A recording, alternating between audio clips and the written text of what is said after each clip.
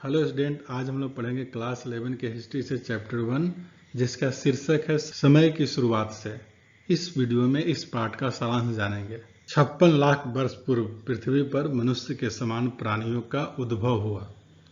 उसके बाद कालांतर में अनेक प्रकार के मानव उत्पन्न हुए और खत्म हुए। आधुनिक मानव 1,60,000 साल पहले पैदा हुआ। मानव की उत्पत्ति अभी भी अनबुझा सवाल है। मनुष्य की उत्पत्ति कहाँ शुरू हुई थी, कैसे हुई थी और कैसे विश्व में फैली? इसके आदि पूर्वज कौन थे? क्या मनुष्य ऐसा ही है जैसा आज वो दिखता है? यह सवाल अमानव प्राणियों के लिए भी उतना ही महत्व रखता है जैसे गाय, घोड़ा, हाथी, कबूतर, चमगादड़, मछली कैसे, कब, कहाँ उत्पन्न हुए। हम मनुष्य हैं, इसलिए मनुष्य से संबंधित जानकारी के लिए जिज्ञासु हैं, व्याकुल हैं और उत्सुक हैं। मेरे माता पिता का जन्म उनके माता पिता से हुआ, उनके माता पिता का जन्म उनके माता पिता से हुआ। यह कथन अनंत है, कभी न समाप्त होने वाला है। फिर भी वैज्ञानिक विमर्श करके ठोस समाधान निकाला जा सकता है। जीवांश पुराने पौधे, जानवर या मानव के अवशेषों या छापों के लिए प्रयुक्त किया जाता है, जो एक पत्थर के रूप में बदलकर अक्सर किसी चट्टान में समा जाते हैं और फिर लाखों सालों तक उसी में पड़े रहते हैं। जब किसी मृत जीवधारी का शरीर मिट्टी में दब जाता है, तब उसके शरीर के नरम भाग गल जाते हैं और कठोर भाग धीरे धीरे करोड़ों वर्षों में पत्थर में बदल जाता है। पृथ्वी पर किसी समय जीवित रहने वाले अति प्राचीन सजीवों के प्रलिखित अवशेषों या उनके द्वारा चट्टानों में छोड़ी गई छापों को पृथ्वी की सतहों या चट्टानों के परतों में सुरक्षित पाया जाता है। उन्हें जीवांश कहते हैं।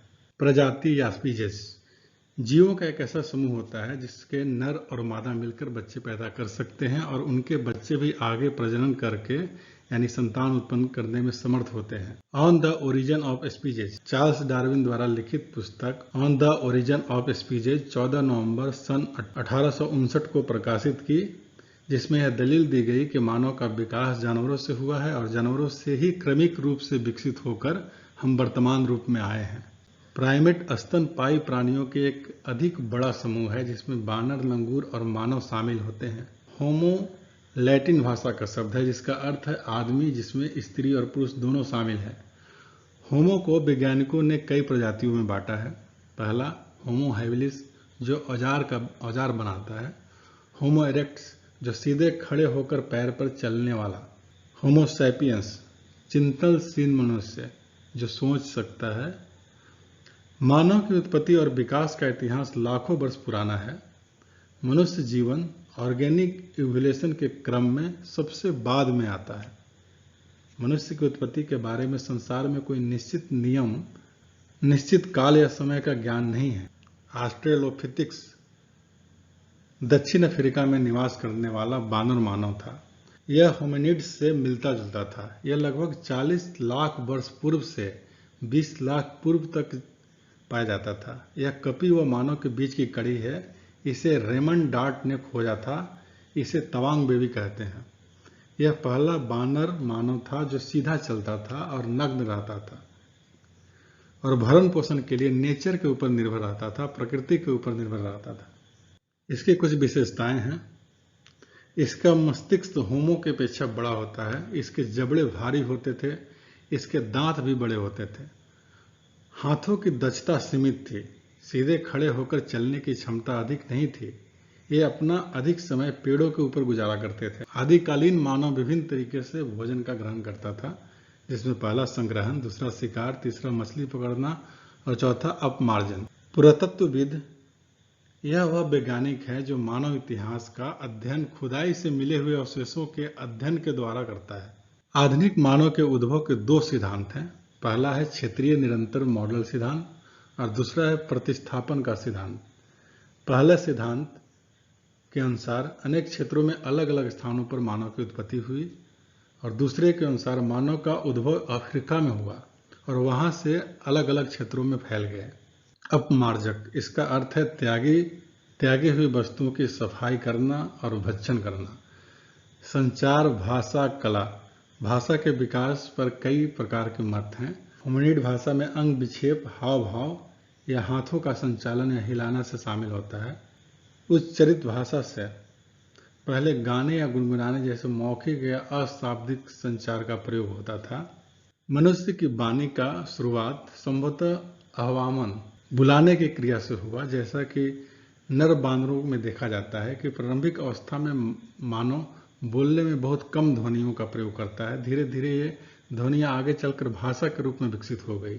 बोली जाने वाली भाषा की उत्पत्ति, ऐसा माना जाता है कि होमो हैबिलिस के मस्तिष्क में कुछ ऐसी विशेषताएं थी जिसके कारण उनके लिए बोलना संभव हुआ होगा। भाषा के विकास सबसे पहले 20 लाख वर्ष पूर्व हुआ। स्वर तंत्र का विकास लगभग 2 लाख साल पहले हुआ था। इसका संबंध खास तौर पर आधुनिक मानव से है। अल्टामिरा स्पेन में स्थित एक गुफा स्थल है।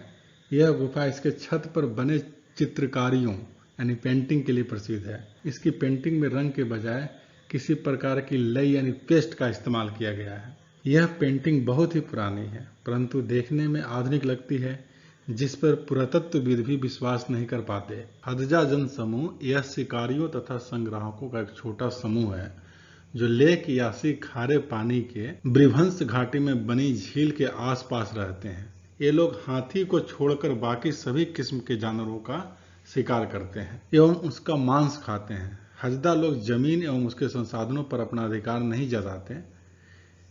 इनके पास शिकार के लिए असीमित मात्रा में पशु उपलब्ध होने के बावजूद ये लोग अपने भोजन के लिए मुख्य रूप से जंगली साग सब्जियों पर ही निर्भर रहते हैं। इनके भोजन का 80% भाग वनस्पति जन्य होता है, यानी शाकाहारी होता है। होमिनिडेड नामक परिवार के सदस्य होते हैं। इस परिवार में सभी रूपों में मानव प्राणी शामिल है। हिमेनिड समूह के अनेक विशेषताएं हैं, जैसे मस्तिष्क बड़ा आकार होना मस्तिष्क का, पैरों के बल सीधे खड़े होकर चलने की क्षमता होना, 2 पैरों के बल पर चलना, हाथों की विशेष क्षमता जिससे वह औजार को बना सकता है और उसका इस्तेमाल भी कर सकता था। शिकारी संग्राहक समाज, यह समाज शिकार करने के साथ साथ आर्थिक क्रियाकलापों में भी लगे रहते थे, जैसे जंगल में पाई जाने वाली छोटी छोटी चीजों का विनिमय और व्यापार करना इत्यादि। होमिनिडो के अफ्रीका में उद्भव के प्रमाण 2 तरह के प्रमाण हैं, जिसमें पहला है अफ्रीकी बांदरों का समूह होमिनिडो से बहुत गहराई से जुड़ा है, और दूसरा है सबसे प्राचीन होमिनिड जीवांश जो ऑस्ट्रोपिथिक्स वंश जीनस से है, जो पूर्वी अफ्रीका में पाए गए हैं, और अफ्रीका के बाहर पाए गए जीवांश इतने पुराने नहीं हैं। होमिनिड और होमोनाइड में क्या अंतर है? होमोनिड, इनका होमोनाइडों की तुलना में मस्तिष्क छोटा होता था। ये सीधे खड़े होकर पिछले 2 पैरों के बल चलते थे।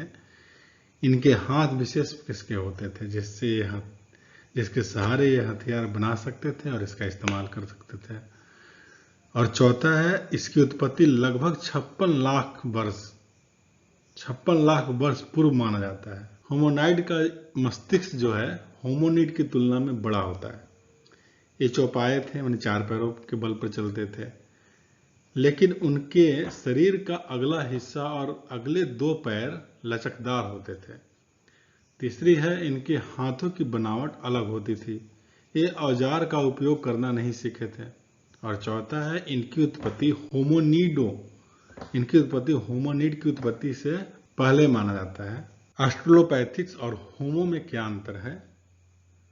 ऑस्ट्रेलोपैथिक, जिनका मस्तिष्क होमो के अपेक्षा बड़ा होता था, इनके जबड़े भारी होते थे, इनके दांत भी बड़े होते थे, हाथों की दक्षता सीमित थी, कम थी, सीधे खड़े होकर चलने की क्षमता अधिक नहीं थी, ये अपना अधिक समय पेड़ के ऊपर गुजारा करते थे।